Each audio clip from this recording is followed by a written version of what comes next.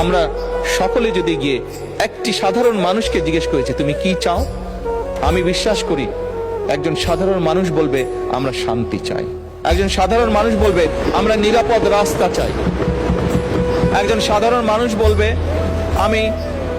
আমি আমার লেখাপড়া শেষ করে আমি একটি কর্মসংস্থান চাই।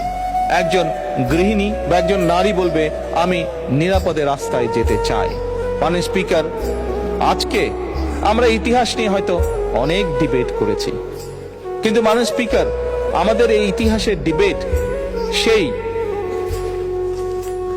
হামে অসুস্থ বাচ্চার মার মন কি শান্ত করতে পারবে? পারবে না। তার জন্য তো মাননীয় স্পিকার